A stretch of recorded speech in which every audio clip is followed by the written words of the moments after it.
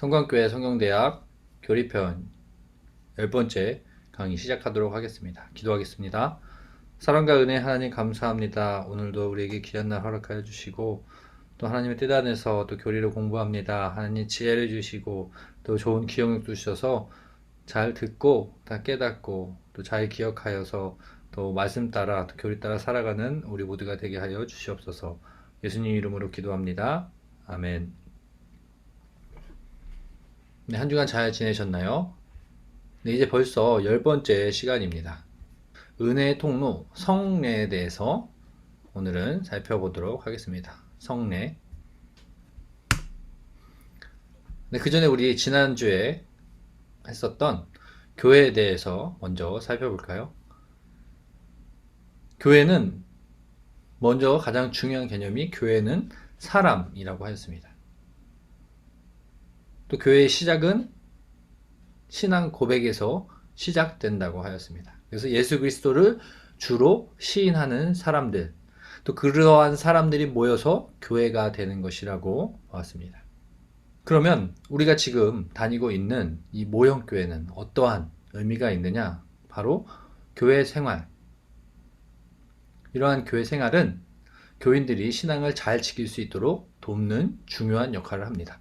그러니까 우리가 교회에 나와서 같이 신앙생활을 하는 것이지요. 이렇게 교리도 공부하며 또 우리가 봉사할 일이 있으면 같이 봉사하며 또 어렵고 힘든 사람이 있으면 신앙을 지키기 어렵고 힘든 사람이 있으면 우리가 서로 도와주는 우리가 지금 다니고 있는 교회는 그러한 역할을 한다고 하였습니다. 오늘은 성례에 대해서 볼 것인데 이러한 결혼 예식과 같은 의미를 가지고 있습니다. 그래서 제가 결혼식 사진 하나 가져왔는데 최근에 현빈, 손예진 씨가 결혼했다고 하더라고요. 이렇게 결혼식, 결혼 생활에서 결혼 조건에서 굉장히 중요합니다. 많은 사람들 앞에서 약속하는 행위이지요. 그래서 결혼식, 다시 말하면 결혼식은 공식적인 서약식을 이야기합니다. 또 그 약속을 평생 지키겠다고 하는 그러한 예식이지요. 성례도 이와 같다는 것입니다. 그러면 성례에 두 가지가 있는데 세례와 성찬입니다. 이것은 우리가 기억해야 돼요. 성례가 무엇이냐? 세례와 성찬입니다. 세례와 성찬. 두 가지요, 두 가지. 기억할 수 있으시겠죠? 성례는 세례와 성찬이다. 그렇다면 먼저 세례에 대해서 살펴보겠습니다. 세례. 이거는 제 아들 진율이 유아 세례식 받는 제가 사진을 가져왔는데 바로 이것입니다. 유아 세례식도 세례이죠. 이렇게 많은 사람들 앞에서 유아 세례를 베풀고 그리고 그리스도인으로 살겠다고 서약하는 시간이 바로 세례이지요. 그렇다면 세례가 무엇인지 살펴보도록 하겠습니다. 첫 번째, 세례는 신적인 권위에 의해서 제정되었다. 이게 무슨 의미냐? 예수님께서 요단강에서 세례를 받으시는 모습을 생각하면 됩니다. 신적인 권위, 그 요단강에서 나타나실 때 세례를 받고 물 위로 올라오실 때 어떠한 일이 일어납니까? 성령님 비둘기처럼 내려오고 또 성부 하나님의 말씀이 들리고 또 예수 그리스도께서 세례를 받으시고, 그러니 세례는 사람들이 만들어낸 것이 아니라 신적인 권위가 있다는 것이죠. 하나님께서 행하시는 것이고 예수님께서 행하시는 것이고 성령님께서 행하시는 것이라는 겁니다.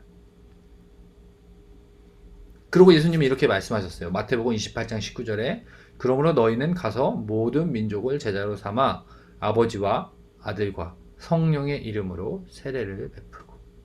신적 권위가 여기 나타나죠. 아버지, 성부 하나님, 성자 예수님, 성령의 이름으로 세례를 베풀라고 예수님께서 제자들에게 명령하셨습니다. 그러니 세례는 사람들이 제정해서 사람들이 법으로 만들어서 행하는 것이 아니라 신적 권위가 있다는 거예요. 하나님께서 제정하여 주시고 이 세례식에 하나님께서 임하신다고, 하나님의 능력으로 세례를 베푼다는 것을 우리는 먼저 기억해야 합니다. 이 마태복음 28장 19절도 기억하시고요. 그럼 세례의 의미가 무엇이냐? 세례는 물에 잠겼다 다시 올라오는, 이렇게 침수의 세례를 당시에 했었습니다. 예수님 당시에. 이게 어떠한 것을 의미하느냐? 바로 물이 잠길 때 옛사람은 죽고 다시 올라올 때 새사람으로 태어난다는 것을 의미하는 것이죠. 바로 거듭난다는 의미와 같은 것입니다. 세례를 받음으로 이제는 예수님을 믿는 사람으로 새 사람으로 살겠습니다. 이러한 의미를 가지고 이 세례식을 거행하는 것이죠. 다시 말하면 지난주 교회와 같이 나는 예수님을 우리 주로 영접합니다. 그러한 사람들이 모인 것이 교회라고 하였잖아요. 근데 그러한 예식, 이 구체적인 예식이 바로 세례입니다. 이 세례를 통해서 그리스도인이 되는 것입니다. 옛사람은 죽고 새 사람으로 태어나 살아가는 것. 이것이 바로 세례의 의미입니다. 이것도 꼭 기억해야 합니다. 그래서 그 말씀, 관련된 말씀을 보면, 형제들아 나는 너희가 알지 못하기를 원하지 아니하노니 우리 조상들이 다 구름 아래에 있고 달은 가운데로 지나며 모세에게 속하여 다 구름과 바다에서 세례를 받고. 이것은 구약에 나타난 세례를 말합니다. 이 말씀은 고린도전서 10장 1절에서 2절이에요. 사도 바울이 쓴 것이에요. 사도 바울은 모세와 함께 이스라엘 백성이 홍해를 건넌 것, 그것이 다 세례와 같은 의미라는 거죠. 신약시대에 있을 세례를 구약시대에 보여줬다는 것입니다. 예시로 보여줬다는 거예요. 당시 이스라엘 백성들이 모세와 애굽 땅에서 나올 때는 아직 새로운 사람이 되기 전 옛사람의 모습입니다. 근데 하나님께서 함께 하심으로 구름기둥 불기둥과 함께 하신 하나님, 또 홍해를 건너는 그때 함께 하신 하나님, 그분을 통해서 그들이 그 사건을 통해서 그 예식을 통해서 새롭게 됐다는 것이죠. 사도 바울은 세례의 의미를 구약에서부터 찾아 설명하고 있습니다. 이스라엘 백성들이 출애굽해서 새로운 사람으로 이제 가나안 땅으로 가는 그 시점이 바로 세례와 같다고 이야기하는 것이죠. 그러니 세례의 의미는 우리가 기억해야 합니다. 옛사람은 죽고 새 사람으로 다시 살아가는 것. 이것이 바로 세례의 의미입니다. 그럼 세례의 방식 두 가지가 있습니다. 예수님께서 요단강에서 받으셨던 것처럼 물에 완전히 잠겼다가 일어나는 것. 그것을 침례라고 하고, 지금 우리 개신교에서는 어떻게 하냐면 예수님이 하셨던 것처럼 하지 않고 뿌림. 우리 교회에서 세례식을 할 때 그렇게 그 물을 이마에 뿌리는 것. 이것도 바로 세례의 방식입니다. 이 두 가지가 어느 것이 맞다, 그것이 아니라 이 두 가지 방식이 있고 교회는 그 방식을 따라 행하는 것입니다. 우리는 개혁 교회로 뿌리는 방식으로 세례를 베풀고 있습니다. 당연히 침례교는 침례로 아직도 세례를 베풀고 있죠. 이것은 서로 다른 것입니다. 틀린 것이 아니라요. 뭐가 잘못됐다 옳다가 아니라 다른 것입니다. 세 번째로는 세례의 조건. 어떠한 사람이 세례를 받느냐? 바로 세례는 예수 그리스도에 대한 신앙 고백이 있는 자에게 행한다. 지난주에 교회와 관련이 있죠. 교회는 사람이라고 했고 어떤 사람들을 말하는 거예요? 예수 그리스도를 주로 시인하는 사람들. 그런 사람들이 교회라고 하였잖아요. 그거의 시작점이 바로 세례라는 겁니다. 세례의 조건은 예수 그리스도에 대한 신앙 고백이 있는 사람에게 행하게 되어 있어요. 그러니까 세례를 기점으로 기독교인이 되는 것이고 또 교회의 일원이 되는 것이고 하나님의 자녀가 되는 바로 그 시작점이 되는 것입니다. 그러한 예식, 그러한 서약식을 말하는 것이죠. 그래서 세례를 받기 위해서는 아무나 받을 수 있는 것이 아니라 예수 그리스도를 주로 시인할 때, 우리의 구세주로 영접할 때 세례를 받을 수 있습니다. 마가복음 16장 16절 말씀을 보면 이렇게 나타나고 있어요. 믿고 세례를 받은 사람은 구원을 얻을 것이요 믿지 않는 사람은 정죄를 받으리니. 여기서도 분명히 믿는 것과 세례 받는 것을 아주 가깝게 거의 같은 의미로 설명하고 있죠. 그러니 이런 거예요. 믿음이 없는 사람이 세례를 어떻게 받을 수 있겠습니까? 예수님을 주로 시인하지 않는 사람이 왜 세례를 받겠어요? 세례 받을 이유도 없고 받으라고 해도 안 받겠죠. 그러니 같은 의미로 이렇게 있는 것이죠. 믿는 것과 세례 받는 것. 믿고 세례를 받는 사람은 구원을 얻을 것입니다. 믿지 않고 세례를 받지 않는 사람은 정죄를 받는 것이지요. 이번 네 번째는 유아 세례에 대해서 살펴보겠습니다. 이것은 책에 있는 이것을 제가 사진 찍어 가져왔는데, 이러한 것은 처음 들어보실 수도 있고 전에 들어보셨을 수도 있는데, 유아 세례와 관련되어서 많은 주장이 있어요. 논쟁이 있어요. 이것 또한 서로 틀렸다는 것이 아니라 다른 겁니다. 성경 해석에 있어서 조금 차이가 나는 거예요. 뭐가 차이가 나느냐? 유아 세례를 인정하는 교단과 반대하는 교단이 있습니다. 볼까요? 인정하는 데는 어딘가요? 장로교, 우리 성강교회 같은 장로교, 또 감리교, 감리교도 이것을 인정합니다. 또 성결교는 유아 세례를 주고 인정해요. 주장이 어떤가 보면 세례 자체가 구원의 효력이 있다고 하는 것은 아니다. 그러나 유아 세례에 근거되는 본문이 있어요. 창세기 17장 13절. 너희 집에서 난 자든지 너희 돈으로 산 자든지 할례를 받아야 하리니 이에 내 언약이 너희 살에 있어 영원한 언약이 되려니와. 당시에 할례 비슷한 의미입니다. 세례 구약에서 할례를 받을 때 집에 있는 모든 산자들에게 다 그것을 베풀라고 했어요. 그래야지 나의 백성이 된다. 그러니까 믿는 가정의 그 아이에게도 이러한 본문으로 해석을 하여서 믿는 아이에게도 유아 세례를 주는 것을 장로교는 인정하는 것이지요. 그런데 이 주장에서 중요한 것이 세례 자체가 구원의 효력이 있다고 하는 것은 아닙니다. 이게 무슨 의미냐면, 제가 앞에서 세례의 조건에서 세례는 예수 그리스도에 대한 신앙 고백이라고 하였어요. 그때 이 본문에서 믿고 세례받는 것을 같이 한다 그랬는데, 반대로 말하면 세례를 받았다고 무조건 구원에 이른다는 것은 아니란 겁니다. 이게 무슨 뜻이냐면 예수 그리스도를 시인하고 세례를 받지 못한 상황이 있잖아요. 만약에 임종이 가까웠거나 또 전쟁터에서 정말 급하게 제 죽음의 생사에 있을 때에 시간이 없잖아요. 그럴 때도 세례를 받지 못해도 구원에 이를 수 있다는, 이렇게 이것을 말하는 겁니다.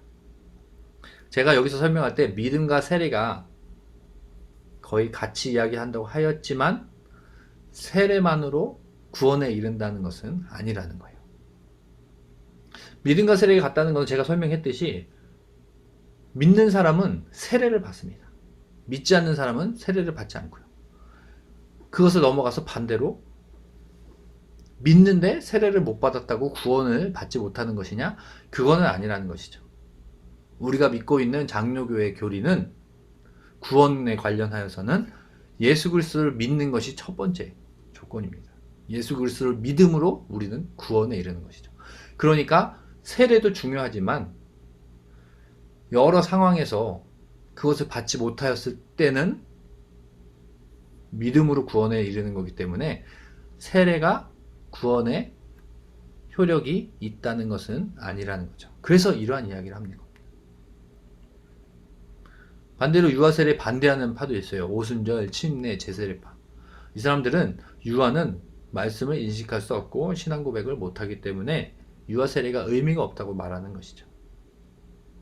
그들이 근거로 제시하는 본문은 로마서 10장 10절입니다. 사람이 마음으로 믿어 의에 이르고 입으로 시인하여 구원에 이르느니라. 유아는 말을 못하는데 어떻게 세례를 받는 것이 무슨 의미가 있겠냐고 말하는 것이죠. 근데 이것은 다 교회마다 그 전통, 그 교리가 조금 다른 것이지 서로 틀린 것은 아니라고 했습니다. 둘 다 성경적 근거를 가지고 이야기하는 것이에요. 근데 우리 교회가 속한 장로교는 유아세례를 인정합니다. 그래서 이렇게 기억하면 좋을 것 같아요. 유아세례를 주는 교회도 있고 주지 않는 교회도 있다. 둘 다 성경적 근거를 가지고 있는데 해석이 조금 서로 다른 것이지 틀린 것은 아니다. 우리가 속해 있는 장로교는 구원에 있어서 세례보다 믿음이 가장 먼저 조건이라는 것을 강조하는 것이고, 또 유아세례를 반대하는 그 사람들은 다른 근거를 가지고 자신들의 주장을 설명하는 것이죠. 입으로 시인해야 하는데 유아는 입으로 시인할 수 없으니까 유아세례가 의미가 없다고 이야기하는 것입니다. 근데 이것은 조금 다른 것이라고 하였습니다.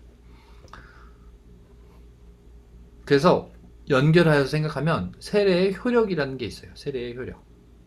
세례가 구원과, 제가 방금 설명했는데 세례가 구원과 직접적으로 연결이 되냐는 것입니다. 카톨릭 교회에서는 필수 조건이라고 하였어요. 무조건 세례를 받아야지 구원을 받을 수 있다고 설명하는 것이죠. 근데 개혁교회, 우리가 속한 개혁교회는 절대적인 조건은 아니라는 겁니다. 근거. 카톨릭 교회에서는 초대교회 신자들은 대부분이 이교도에서 개종했기 때문에 정식 성도로 인정받는 의식이 필요했다. 초대교회 신자들 생각하면 로마에 속한 사람들은 로마의 종교를 가지고 있었죠. 근데 그들이 그리스도교인이 되려면 이 세례를 받는 것이 중요하였습니다. 그래서 교회 전통적으로 카톨릭 교회는 이것을 붙든 것이죠. 세례 받는 것이 구원의 절대적인 필수 조건이라고 이야기한 거예요. 근데 개혁교회는 어떻게 됩니까? 근거가 있어요. 십자가상에 오른쪽 강도는 세례를 받지 못했지만 죽음 직전에 구원을 받았습니다. 본문도 있잖아요. 누가복음 23장 43절에 진실로 내게 이르노니 오늘 내가 나와 함께 낙원에 있으리라. 예수님을 믿음으로 구원에 이른다는, 개혁교회는 이것이 가장 중요합니다. 믿음으로 구원에 이른다는 것을 강조하고 주장하니까 세례가 절대적인 조건은 아니라는 것이죠. 그렇다면 이것의 핵심이 무엇이냐? 개혁교회는 세례가 구원의 조건은 아니지만 세례 사용을 멸시할 때 영적 곰핍 상태까지. 그렇다고 세례가 중요하지 않다는 것은 아니에요. 그렇죠.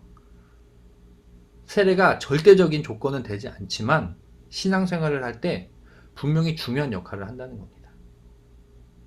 정말 극적인 순간에, 죽음을 앞둔 순간에 어쩔 수 없이 예수님만 시인하고 구원에 이르는 것, 그것을 제외하고는 우리가 이 땅에서 예수님을 믿고 신앙생활 하는 데에는 세례는 중요합니다. 많은 사람들 앞에서 공포하여 나는 이제 그리스도입니다, 이렇게 이야기하고 살아가는 것이 신앙인으로서의 삶이라는 것을 개혁교회도, 우리 교회도 인정하고 있어요. 여기서 말하는 것은 구원론. 구원은 그리스도를 통해서만, 믿음으로만 이릅니다. 이것을 설명하고 강조하는 데서 나타난 것이지 세례가 중요하지 않다, 신앙생활에서 중요하지 않다를 이야기하는 것이 아니에요. 사실 이것도 교리적인 논쟁입니다. 교리적. 왜 이렇게 개혁교회가 믿음으로 구원에 이른다는 것을 강조하느냐? 바로 이 가톨릭 교회 이 밑부분, 이 부분 때문에 그래요. 세례받은 후 죽음에 이르는 죄는 고해 성사를 통해서 해결.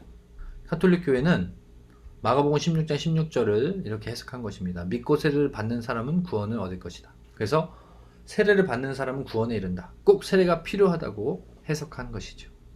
그리고 가톨릭에서는 고해 성사를 중요하게 생각합니다. 우리 교회는 그것이 없죠. 근데 그러니까 세례를 받으면 새 사람이 되잖아요. 근데 새 사람이 된 후에도 죄를 지으면 그들의 행위가 죄를 지으면 구원에 이르지 못한다고 하였어요. 가톨릭은. 근데 그들이 할 수 있는 것, 구원에 이를 수 있는 것은 고해 성사를 만들었습니다.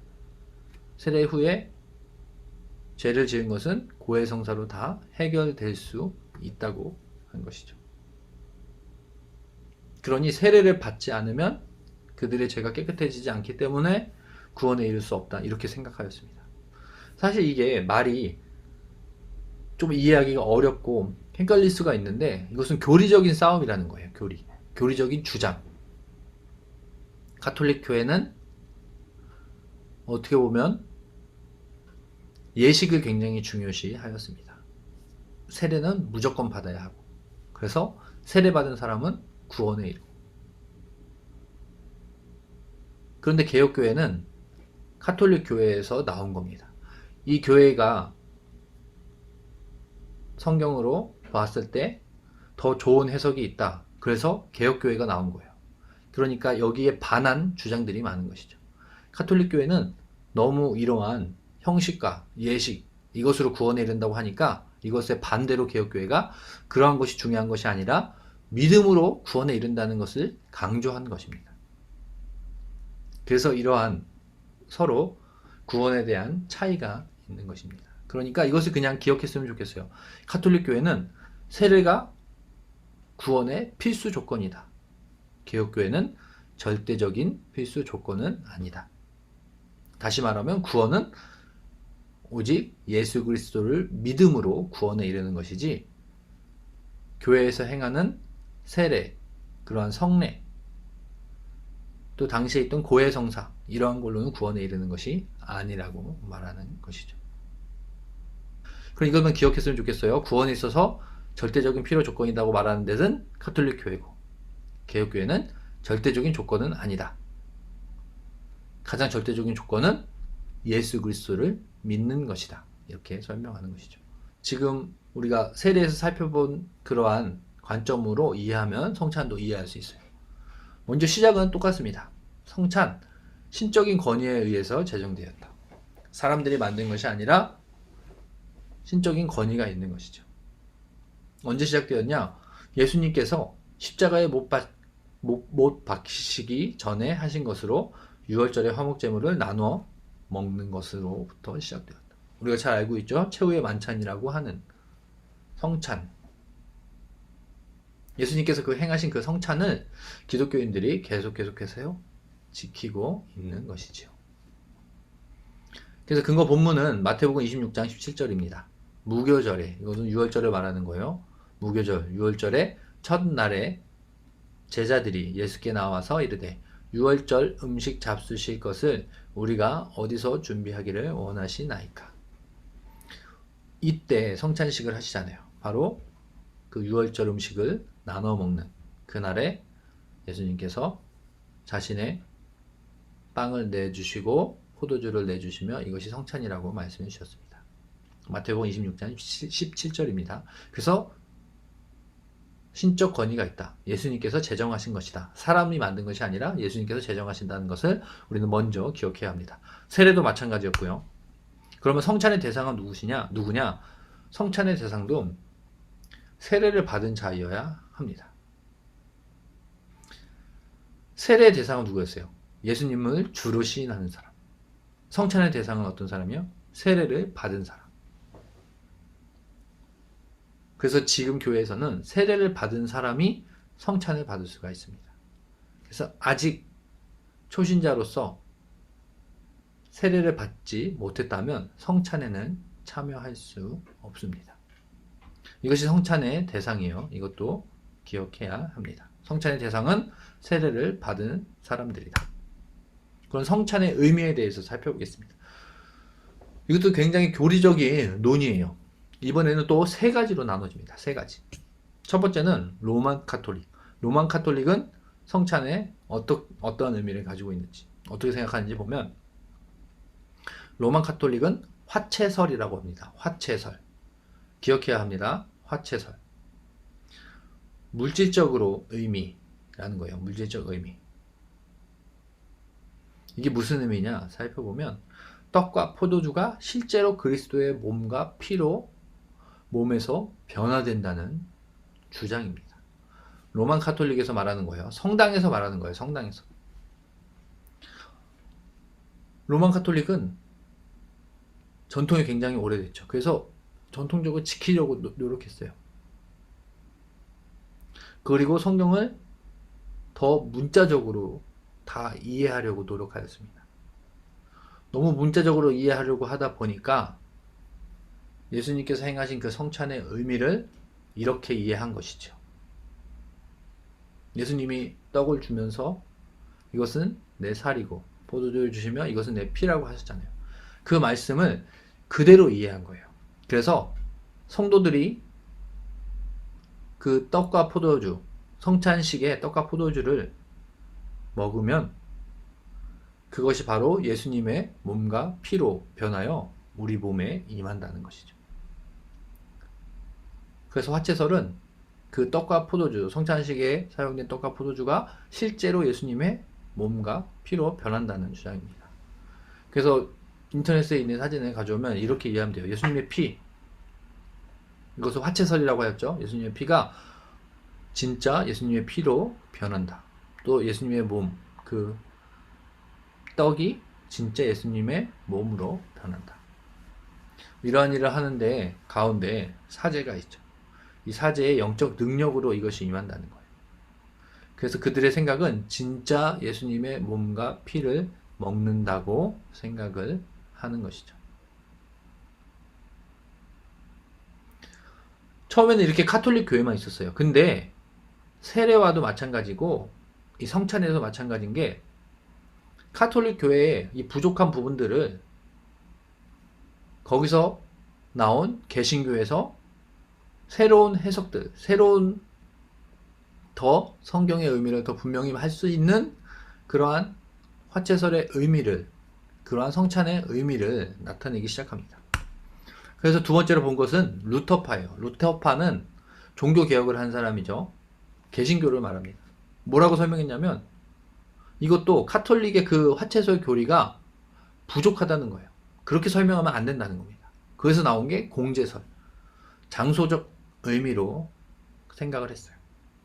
화채설은 물질적으로 포도주는 피가 되고 빵은 예수님의 살이 된다, 이렇게 이해한 것이고, 공제설은 장소적으로 생각을 했습니다. 그게 무슨 의미냐? 그리스도의 몸과 피가 장소적으로 임재한다는 주장이에요. 예수님께서 성찬식을 행할 때 그곳에 임하신다는 겁니다. 성찬식을 행하는 그 장소에 예수님의 몸과 피가 임한다. 예수님이 거기에 임한다고 생각을 한 것이죠. 그런데 이 두 가지가 조금 부족한 부분이 있어요. 화채설과 공제설은 성찬 자체에 큰 의미를 부여했어요. 그 이유가 뭐라고 했습니까? 하나님의 말씀을 너무 귀하게 생각하다 보니까 너무 문자적으로만 이해를 한 것이죠. 그래서 성찬 자체가 큰 능력을 발휘한다고 이해했어요. 그러니까 이런 것입니다. 성찬을 합당한 사람들이 성찬을 받으라고 하였거든요. 너무 죄를 짓거나 마음에 꺼림이 있으면 받지 말라고 하였어요. 우리는 그렇게 가르치고 있죠. 근데 당시에 이 성찬은 굉장히 영적인 예식으로, 그러니까 죄를 짓고, 방금 전에 죄를 짓고 온 사람도 이 성찬에 참여하기만 하면 깨끗하여진다. 예수님의 피와 살이 우리 몸에 있기 때문에 깨끗하여져서 새로운 사람이 된다고 생각하였어요. 그러니까 이 성찬만 받으면 그들은 다시 깨끗한 사람이 된다고 생각한 것입니다. 그러니까 자신의 죄를 뉘우치고 행동을 바꾸려는 것이 아니라 이 성찬만 받으면 나는 다시 깨끗한 사람이 된다고 생각한 거예요. 이것은 잘못된 것이죠. 그렇다면 우리가 속해 있는 개혁파, 우리 교회는 어떻게 설명을 하는지 보겠습니다. 우리는 영적 임재설이라고 해요. 상징적 의미를 더 강조합니다. 성례를 통해서 하나님의 은혜와 그리스도의 사랑과 성령님의 교통하심을 기억하라고, 그러한 의미를 더 강조하는 것입니다. 그래서 오늘 살펴본 것은 사실 교리적인 주장들이 있었죠. 카톨릭에서 이야기하는 것과 우리가 지금 믿고 있는 개신교에서 이야기하는 것, 세례도 그렇고 성찬도 그렇고 조금 다른 의미를 가지고 있습니다. 이것이 다른 것이지 틀렸다, 이단이다 이렇게 이야기하는 것은 아닙니다. 그런데 우리가 믿고 있는 개신교, 개혁파, 개혁주의, 또 장로교회는 당시 카톨릭에서 나온, 종교개혁을 해서 나온 교단으로 원래 로만 카톨릭에서 갖고 있던 성경 해석의 부족한 부분들을 더 분명히 해석하려고 노력한 종파입니다. 그래서 우리는 그들과 다른 생각을 가지고 있는 것입니다. 그래서 오늘 말씀, 또 오늘 성례에 대해서 살펴보면 성례는 먼저 두 가지라고 하였어요. 세례와 성찬.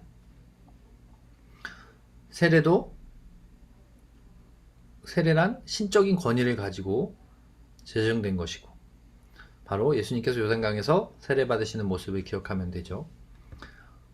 그리고 세례의 의미는 물에서 잠겼다가 다시 올라온다는 것, 옛사람은 죽고 새 사람으로 태어난다는 것을 의미한다고 하였습니다. 이번에 성찬도 신적 권위를 가지고 있는 것이라고 하였어요. 바로 예수님께서 제정하신 것이죠. 그런데 성찬의 중요한 것은 의미입니다. 성찬의 의미를 살펴볼 때 먼저 로만 가톨릭 화채설부터 살펴보는데, 화채설은 뭐라고 하였습니까? 성찬에 사용된 떡과 포도주가 예수님의 살과 피가 된다고 믿는 것이에요. 그래서 그 성찬의 의미를 굉장히 강조한 것이죠. 성찬을 통해서 사람의 죄가 그것만 참여하면 무조건 다 깨끗하게 될 수 있다. 굉장한 의미를 부여했습니다. 루터교는 그거에 조금 반대된 의견이에요. 근데 공제설도 조금 성찬의 의미를 더 중요하게 생각하였습니다. 장소적으로 성찬이 임하는 그 장소에 예수님께서 임하신다고 믿었고, 이러한 것이 아니라 개혁파, 우리가 속한 개혁파는 영적 임재설이라고 하였어요. 예수님께서 그 일을 행하신, 우리를 위해 대신 십자가에 죽으신 그것을 한 번 더 기억하라는 의미를, 기억하라고 하는 의미가 더 중요하다고 하였습니다. 그러니 우리는 성찬에 참여할 때에 하나님의 은혜와 또 예수님의 그 사랑과 또 성령님께서 함께 하시는 그 교통하시는 그것을 한 번 더 기억하는 시간으로 가지는 것이 바로 영적 임재설입니다. 그래서 우리 교회도 이제 오랫동안 못했던 성찬을 6월 5일날, 6월 첫째 주에 시작하게 됩니다. 6월 5일에 성찬에 참여하여서 하나님의 은혜와 예수 그리스도의 사랑을 한 번 더 기억하는, 그래서 이 땅에 살아갈 때에 지치고 어려움들을 우리가 성찬에 참여함으로 한 번 더 하나님께서 우리와 함께 하신다는 것을 기억하며 신앙생활하는 우리 모두가 되길 소망합니다. 잠깐 제가 기도하겠습니다. 사랑과 은혜 하나님 감사합니다. 오늘 성례에 대해서 배웠습니다. 세례와 성찬에 대해서 그 의미가 무엇인지 살펴보았습니다.